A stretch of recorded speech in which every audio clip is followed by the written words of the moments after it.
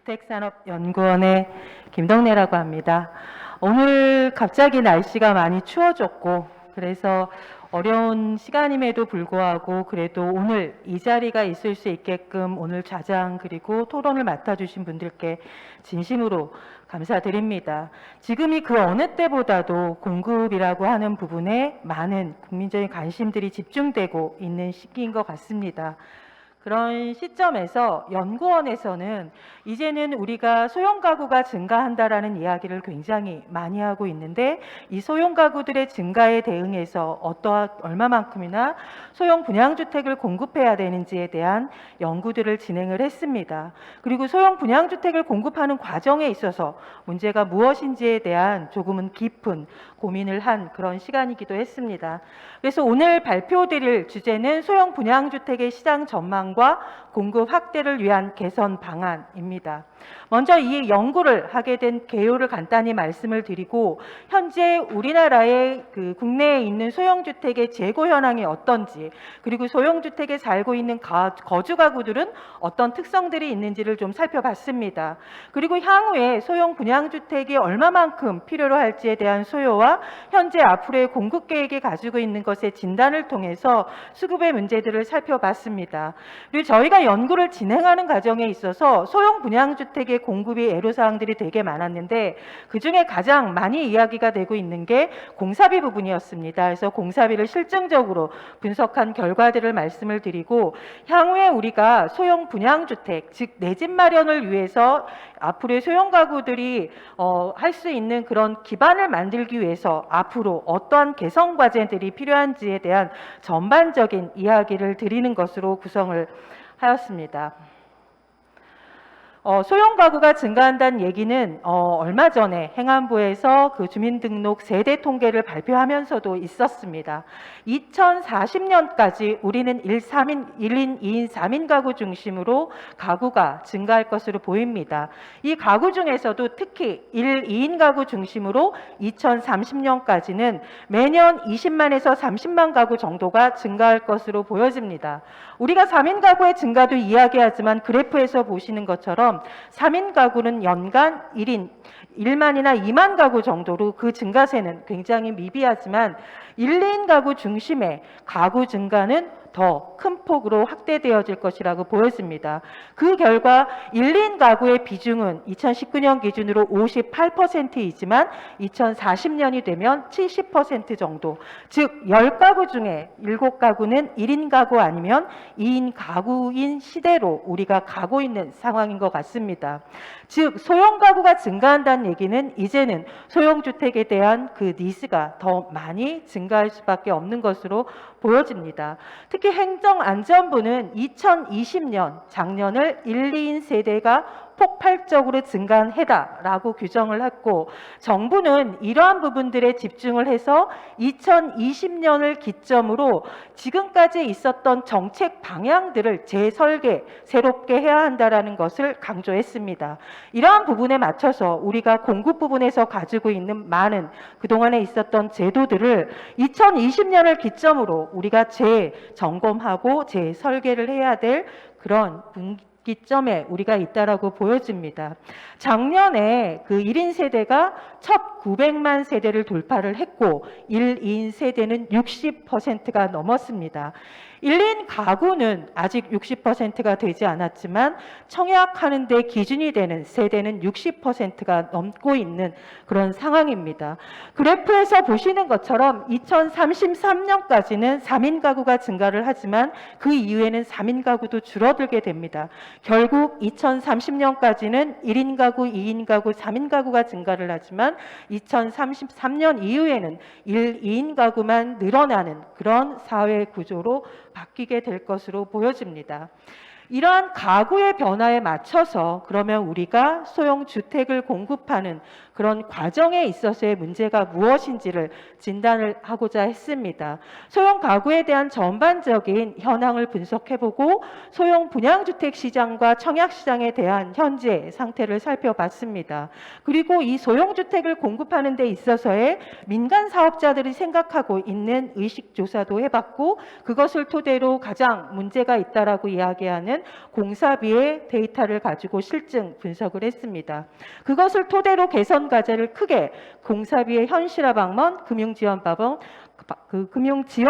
그리고 소형주택 공급 제도를 조정할 수 있는 방안들의 대안을 제시해 보고자 합니다.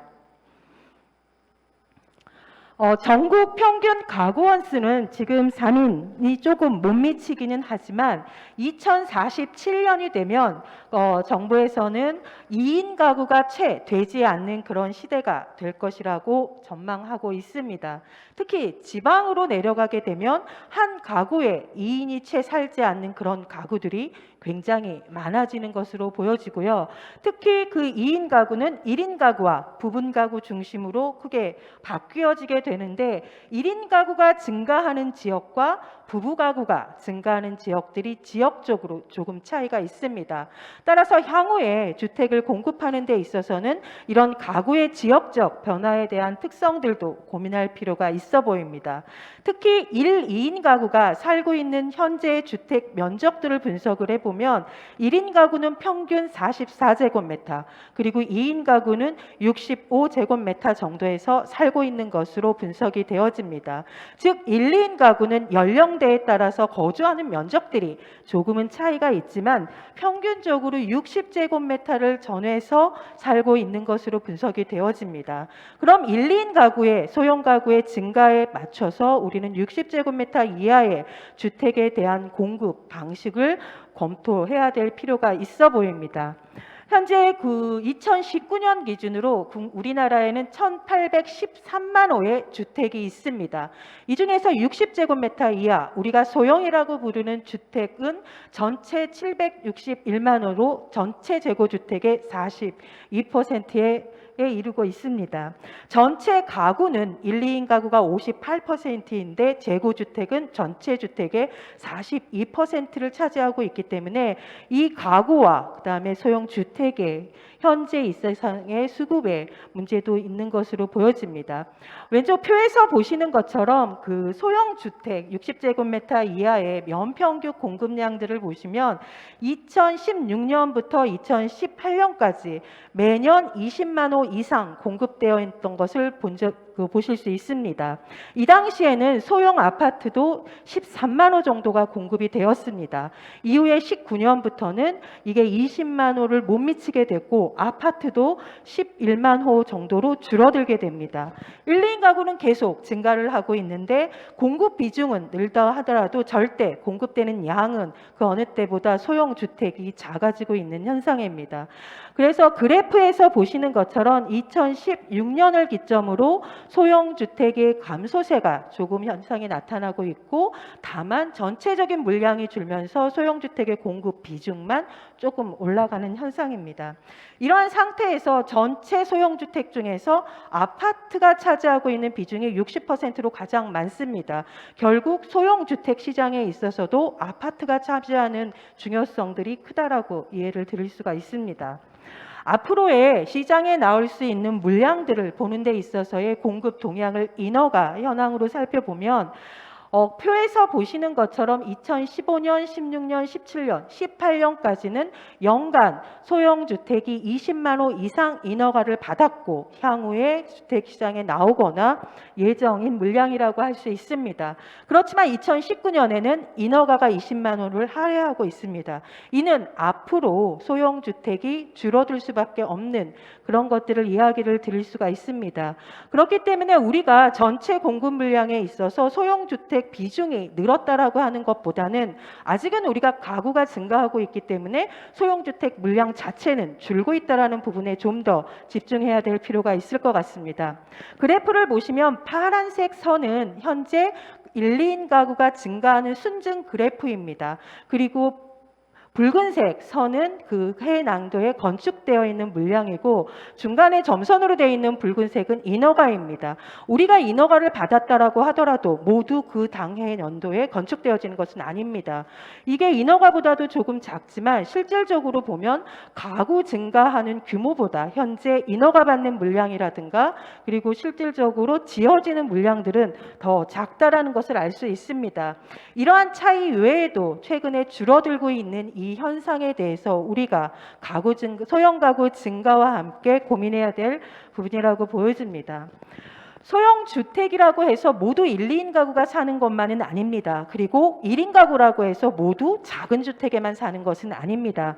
그렇지만 분석을 해본 결과 소형 주택 1인 가구는 60제곱미터 이하의 70% 정도가 거주를 하고 2인 가구는 40%, 3인 가구는 30% 정도가 소형 주택에 살고 있습니다. 무조건 소형 가구가 늘어난다고 해서 작게 지어야 될 것은 아니지만 1인 가구가 많아질수록 작은 소형 주택에 대한 니즈가 확산되어질 경향성들은 발견할 수 있습니다. 그리고 소형주택 거주가구주의 그 연령들을 보시면 작은 면적일수록 실질적으로는 20대, 30대가 살게 됩니다. 그리고 50대, 60대 이상의 그리고 고령 가구로 가게 되면 소형주택이라고 하더라도 40제곱미터 이하의 아주 초소형보다는 50에서 60제곱미터 정도 되는 그래도 어느 정도의 면적을 가진 주택에 살고 있는 것을 보실 수 있습니다. 또한 가구주의 가구 점유 형태를 보시더라도 40제곱미터 이처럼 작은 초소형에는 자가로 사는 비율보다는 임대 방식으로 살고 50제곱미터가 좀 넘었으면 그래도 절반 이상이 내 집의 형태에서 살고 있습니다.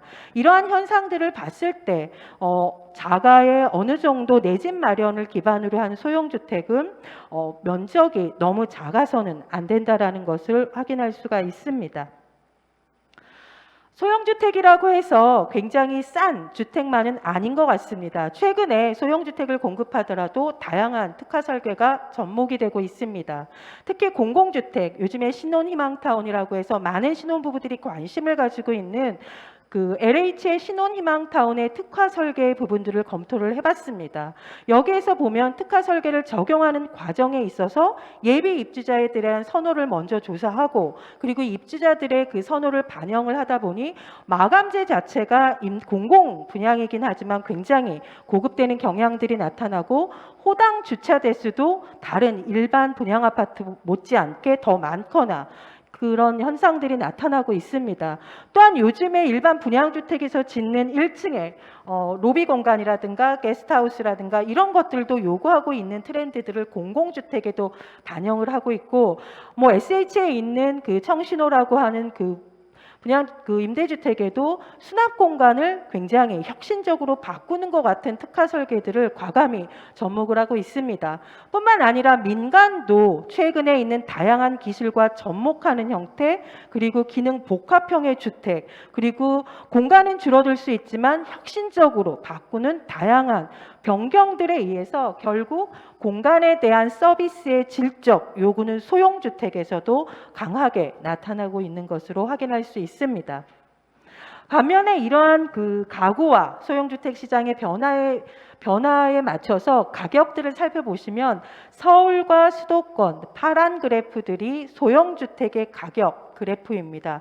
보시는 것처럼 우리가 알고 있는 소형주택이 싸다라는 것보단 최근에 소형주택의 아파트 가격들이 굉장히 빠른 속도로 증가하고 있는 것을 그래프상에서 보실 수 있을 겁니다.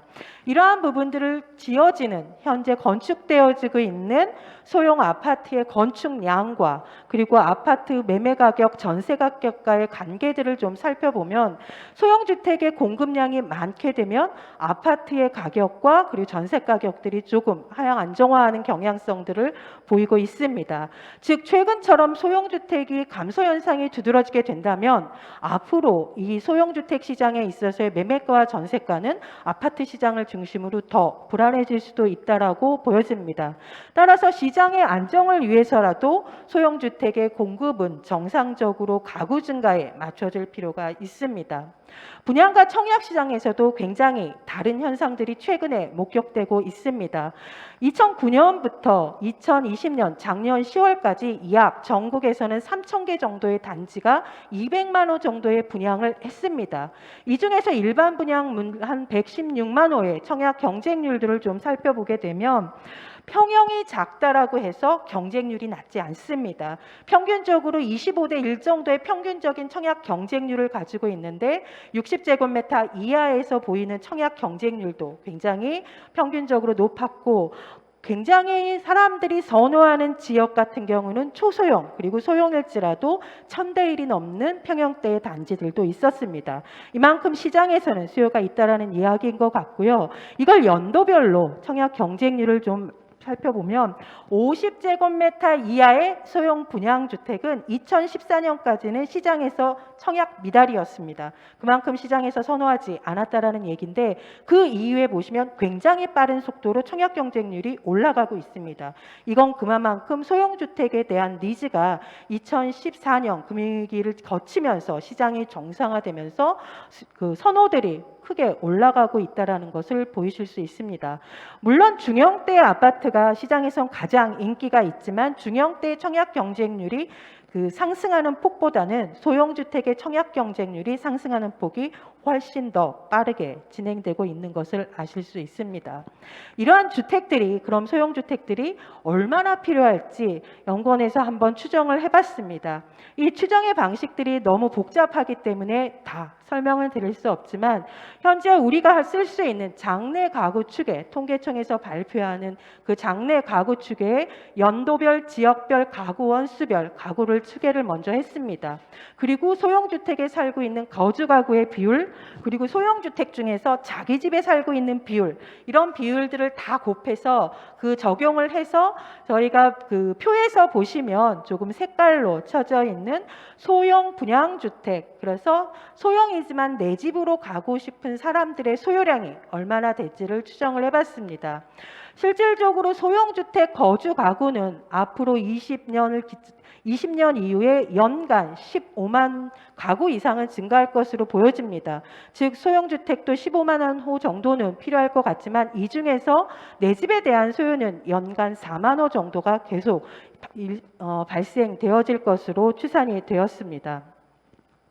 그렇다라고 하면 앞으로 연간 4만 호의 내 집 마련을 위한 소형 분양주택이 필요한데, 지금까지는 그럼 소형주택이 충분했는가라는 부분도 진단을 해봤습니다.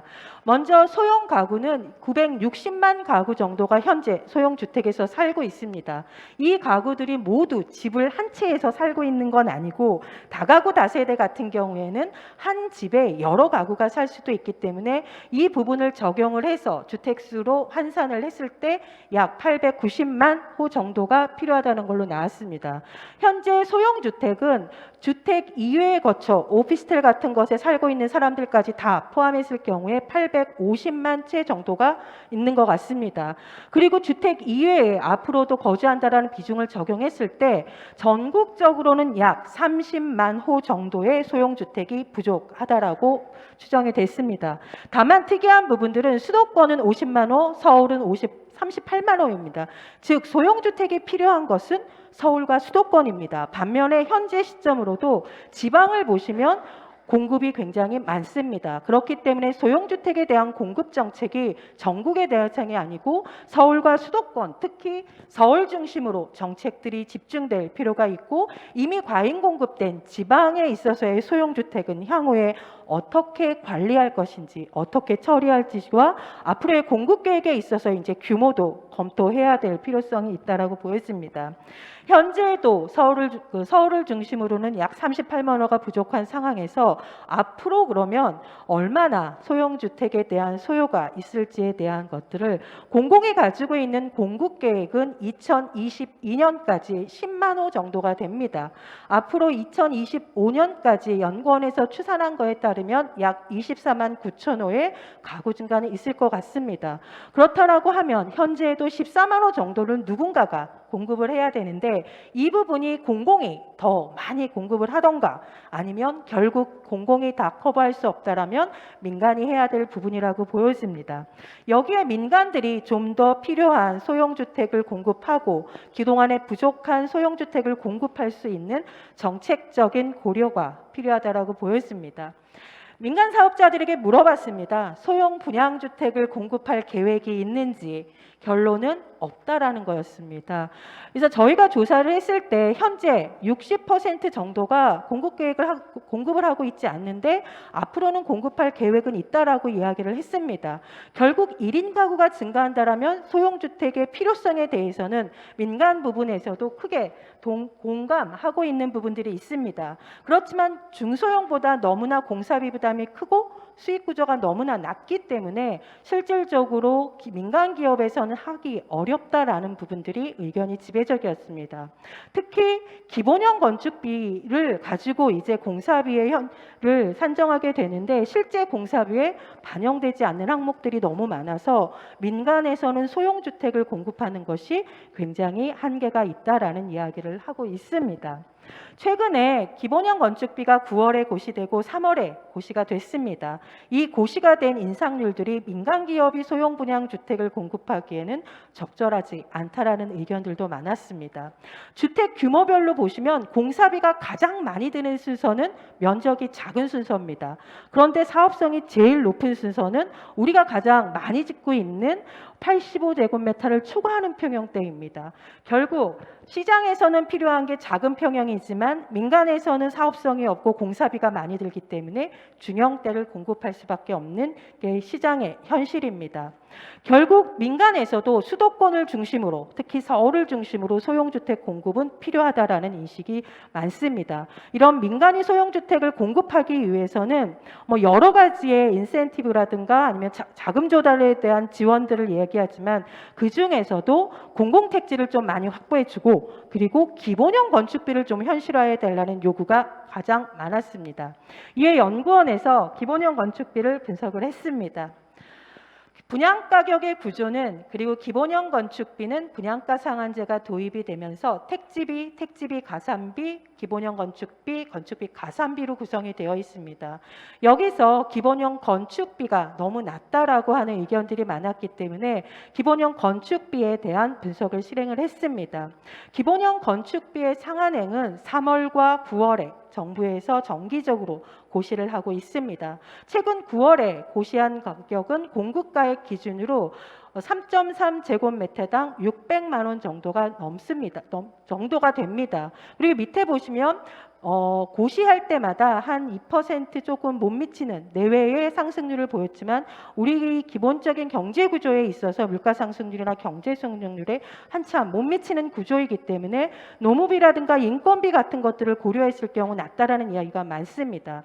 기본형 건축비의 구조는 층수 9종류, 면적 7종류의 구조로 되어 있고 지상층과 지하층을 별도로 구분을 해서 운영을 하고 있습니다.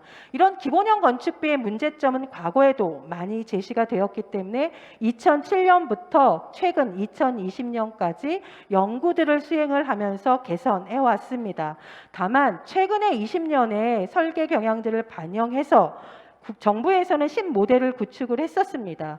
그렇지만 문제가 되고 있는 소형주택에 대한 것들을 표본 모델에 포함하지 않았기 때문에 소형주택의 특성을 반영할 수 없는 상태의 기본형 건축비가 설계되어 있다는 문제가 있습니다.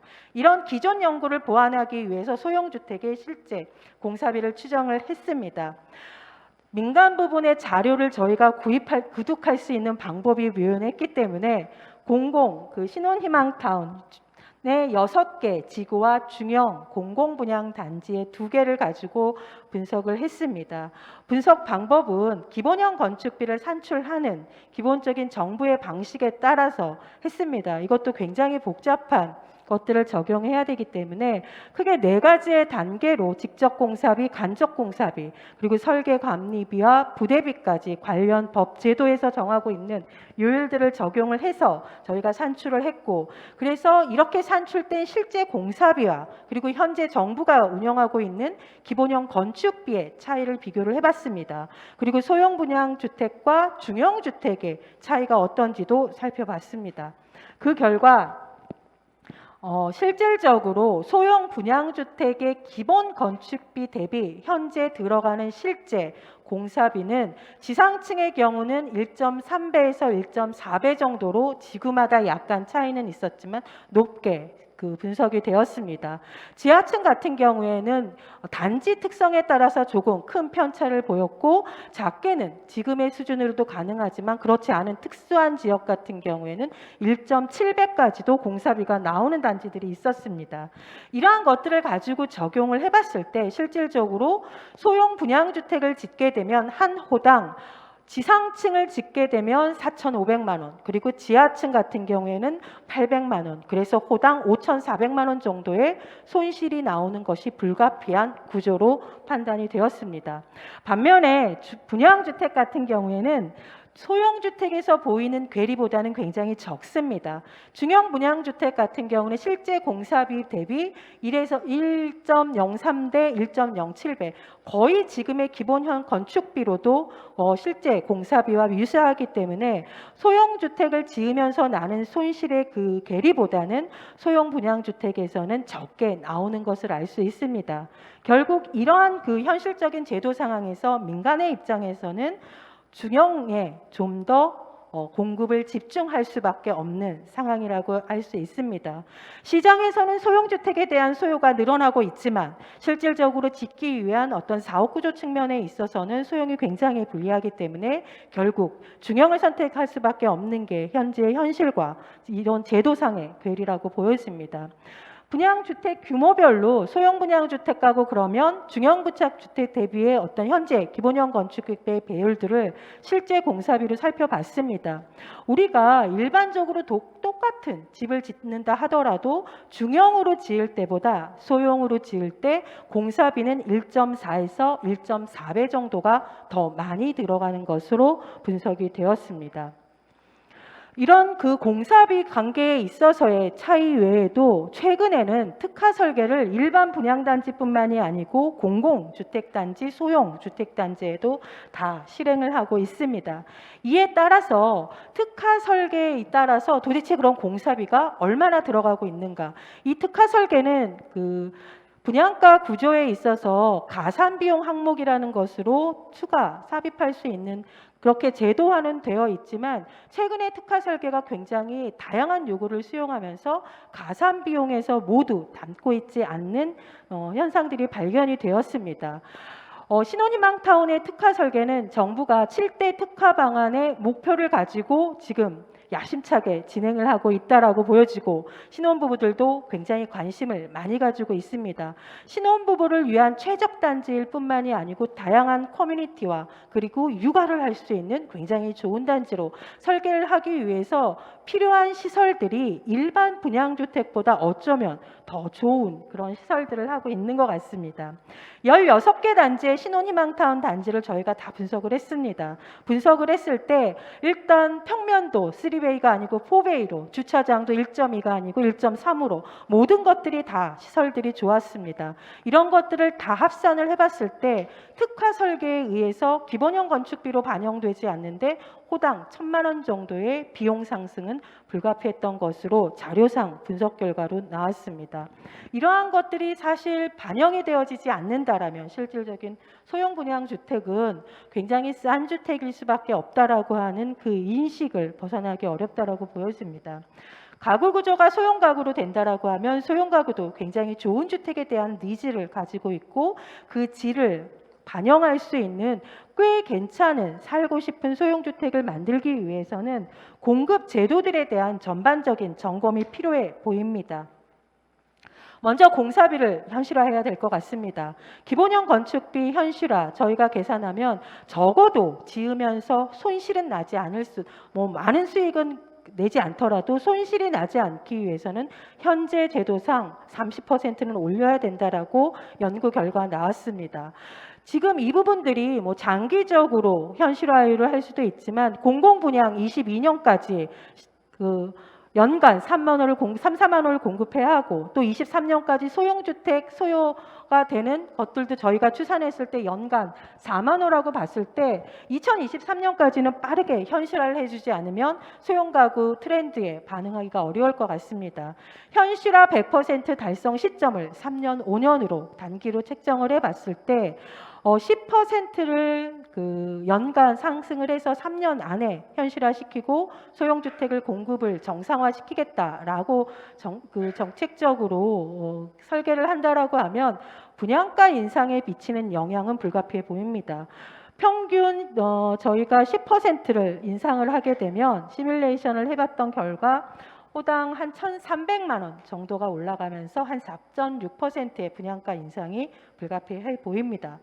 연간 5% 정도로 조금 현실화 기간을 좀 길게 가져가겠다라고 하더라도 분양가는 2.3%, 호당 한 600만 원 정도의 인상이 불가피해 보입니다. 결국 기본형 건축비를 현실화한다라는 것은 그래서 공급을 늘리겠다라고 하는 정책 설계는 결국 소비자에게 있어서는 분양 가격의 상승으로 연동이 될 수밖에 없는 구조적인 한계는 가지고 있습니다. 그렇기 때문에 정부가 해야 할 일은 분양가 상승이 크게 소비자에게 부담이 되지 않는 선에서 소형주택 공급을 지속적으로 할 수 있는 방안들을 찾아야 한다라고 보였습니다. 9월 달에 정부가 보도자료에 발표하면서 분양가의 기본형 건축비가 오른다 할지라도 실질적인 분양가격은 기본형 건축비의 인상분만큼 그대로 반영이 되는 것이 아니고 분양 가능성, 주변 시세 등을 통해서 결정되어지는 부분이기 때문에 기본형 건축비의 인상분만큼 분양 가격이 오르는 것은 아니라고 얘기를 했습니다. 그렇다 할지라도 일정 부분 오르는 부분들이 있기 때문에 그렇다라고 우리가 소형 가구의 증가세를 고려할 때 소형 주택을 공급 안 할 수도 없기 때문에 이 부분의 모순을 해결해야 될 것으로 보여집니다. 그렇다고 공공이 모든 것들을 다 해결할 수 없습니다. 그러면 결국 민간이 소형 분양 주택의 공급을 같이 공급해야 된 그런 필요성이 있다라고 보여집니다. 민간의 참여를 유도하기 위해서라도 기본형 건축비 현실화는 필요하지만 그렇다라고 해가지고 이 건설 시에 모든 분양 상승을 또 소비자에게 넘길 수도 없는 것 같습니다. 그렇다라고 하면 정부에서 해줄 수 있는 부분은 금융지원이라고 보여집니다. 일단 분양 보증을 받는 데 있어서는 보증 수수료를 내야 합니다. 보증 수수료를 조금 소형 분양 주택에 대해서 조금 인하해주고 그리고 대출금리를 조금 인하해 준다라고 하면 분양 가격의 상승분의 일정 부분을 상쇄할 수 있는 시뮬레이션 결과가 나왔습니다. 실질적으로 보게 된다라면 우리가 금융위기를 거치고 나서 시중에서 사업자들이 높은 금리로 PF 조달을 했기 때문에 오는 문제점들을 해결하기 위해서 정부에서 표준 PF 대출을 만들었습니다. 그래서 4%대의 저리로 조달할 수 있게 했기 때문에 주택 공급에 많은 지속성들을 보완했다라고 하면 이러한 소형주택에 대한 부분에 있어서는 그 전용 금융상품들을 설계를 해서 금리를 조금 조달금리를 낮게 해준다라고 하면 분양가 상승에 대한 부담은 크게 완화시킬 수 있을 거라고 보여집니다. 지금 보시는 표가 현재 운영되고 있는 기본형 건축비에 고시하고 있는 구조입니다. 5층부터 그리고 49층 이하, 고층까지 40제곱미터 이하부터 125제곱미터 초과까지 이런 구조로 되어 있는 것의 기준이 되는 것은 중간에 보이시는 붉은색으로 되어 있는 부분입니다. 이것을 1로 가정을 했을 때 그 환산한 밑에 표를 보시면 되고 이 관계에서 보시면 아까 저희가 분석을 했을 때 중형보다 소형은 1.3배 정도 공사비가 많이 들어간다라고 말씀을 드렸지만 이 1을 기준으로 보시면 소형 밑에 있는 것들이 1.1배도 되지 않습니다. 이러한 기본형 건축비가 가지고 있는 현실적인 한계 때문에 향후 소형 주택을 공급하는 데 있어서는 문제가 있을 거라고 보여집니다. 이것은 저희가 시뮬레이션을 했던 3년 안에 현실을 달성해서 공급 속도를 조금 내보겠다라고 했을 때 연간 10% 환산을 해서 지금 1을 기준으로 1.1까지 한번 맞춰본 그런 그 결과이고요. 그 밑에 이것을 금액으로 환산했을 때 수치입니다. 이 방식과 그 다음에 이제 저희가 5% 조금 여유 있게 가보자라고 했을 때 환산한 수치들입니다. 이러한 것들은 저희가 이제 시뮬레이션한 결과로 나오기 때문에 결국 드리고자 하는 말씀은 중형보다 소형이 많이 필요한데 중형을 짓는 것보다 소형이 짓는 것들이 민간 입장에서는 굉장히 어려운 상황이다라는 이야기를 드리고 조금이나마 이 현실화율들을 조금 만들어 나갈 필요는 있다라는 이야기를 드리고자 합니다. 기본형 건축비의 현실화와 함께 가산비용에 대한 항목도 검토해야 합니다. 현재 가산비용 항목은 13개입니다. 저희가 13개, 16개의 신혼희망타운을 분석했을 때 가산 항목으로 잡혀야 될 것 중에 그 현재 적용받아서 인정받을 수 있는 항목은 6개에 불과했습니다. 특히 옆에서 보시는 것처럼 벽체 수가 증가하거나 아니면 자동 주차장 수가 증가하거나 이런 물량들 그리고 특화 설계, 특히 수납을 특화하고 있는데 이런 부분들은 가산 비용으로 책정할 수가 없습니다. 보시는 것처럼 가산 비용 항목 5개를 추가해야지 될 것으로 보여집니다. 특히 소형주택 건설로 인한 추가 비용, 가구 및 수납 그리고 건축법 이외에 감리 비용의 체계가 또 다른 구조를 가지고 있기 때문에 감리 비용 그리고 기간이자 제로 에너지 굉장히 중요합니다. 이러한 부분들도 반영해서 필요한 주택이 나올 수 있게 해야 될 것 같습니다. 또한 소형 공공 분양 주택은 많이 필요하지만 지금 공공 임대는 재정 지원을 하고 있지만 공공 분양은 재정 지원이 없습니다. 그렇다라고 하면 앞으로 공공 분양을 좀 더 시장에서 많이 필요하고 저렴한 가격에 분양가로 공급하고 싶다라면 재정 지원에 대한 것들도 이제는 적극적으로 검토를 해볼 필요가 있다라고 생각을 합니다. 다음은 그 금융 지원입니다. 융자 지원과 보증 수수료 부분입니다. 지금 보시면 공공 분양 주택의 도시기금 지원 기준은 60제곱미터와 60제곱미터 초과의 기준으로 되어 있습니다. 최근에 민간 임대 주택에 대한 그 금융 설계를 하는 과정에 있어서 소형 주택을 좀 더 세분화한 것으로 보실 수 있습니다.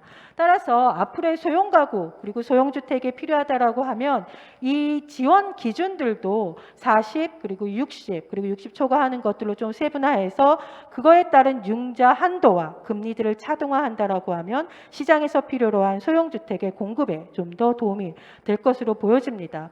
분양보증 수수료가 원래는 지금 현재 작년 연말까지 50% 인하하는 것으로 되어 있었는데 최근에 올해 6월까지로 인하하는 것이 연장되어 있습니다. 연구원에서 내부적으로 시뮬레이션을 했을 때 현재 허구의 분양보증 수수료는 40% 정도 더 인하할 수 있는 여력이 있다라고 판단합니다. 그거에 준해서 소형 분양주택 민간 사업자가 공급하겠다라고 하면 분양보증 수수료를 인하해주게 된다라고 하면 분양가 상승을 상쇄하실 것으로 보여집니다. 다음으로는 소형주택 의무 비율입니다. 소형주택 민간 택지는 폐지되고 없습니다. 그리고 공공택지는 아주 오래전부터 수도권 30 그리고 기타 지역 20으로 되어 있습니다. 소형 가구 앞에서 분석해드렸던 것처럼 이미 지방은 과잉 공급 상태입니다. 그렇다라고 하면 민간 택지의 부분에 있어서는 소형 가구가 많이 증가하는 서울을 중심으로는 소형주택 의무 비율에 대한 것들을 한시적으로 도입하는 것들을 검토할 수가 있고 공공택지 부분에 있어서는 수도권 공급 비중은 조금 올리더라도 지방에 있는 부분들은 조금 줄여나가는 정책 변환들이 필요할 것으로 보여집니다. 마지막으로 도시형 생활주택은 한때 1, 2인 가구 전세 시장의 문제를 해결하기 위해서 빠르게 공급하기 위해서 도입된 모델입니다. 현재 지금 최근에 정부의 매입임대주택 사업자에 대한 제도가 전환이 되어지면서 도시형 생활주택을 매개로 한 임대사업이 굉장히 어렵게 되어져 있습니다. 앞으로의 소형 가구 증가세를 고려했을 경우에 그리고 빠르게 도시형 생활주택이 공급되었던 과거의 경험들을 비추어 본다라고 하면 정상적인 사업 추진을 위해서 원룸형 도시형 생활주택이 매입임대 등록을 할 수 있도록 허용해야 될 것 같습니다. 또한 10년 이상 장기 임대할 경우에는 종부세도 합산 배제를 해서 도시형 생활주택을 일반 주택과는 다른 트랙에서 검토할 필요가 있을 것 같습니다. 이상으로 굉장히 많은 내용이었던 것 같은데 소형 분양주택에 대한 연구 결과들을 말씀을 드렸습니다. 결과적으로 말씀을 드리고 싶은 것은 우리가 앞으로 사회 구조가 바뀐다라고 하는 이야기들을 굉장히 많이 하고 1, 2인 가구 중심으로 바뀌는 사회에 대응해야 한다라고 이야기를 합니다.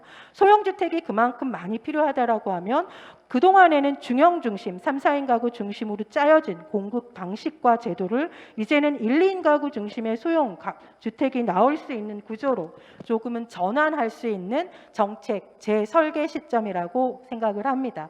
이상으로 발표를 마치도록 하겠습니다. 감사합니다.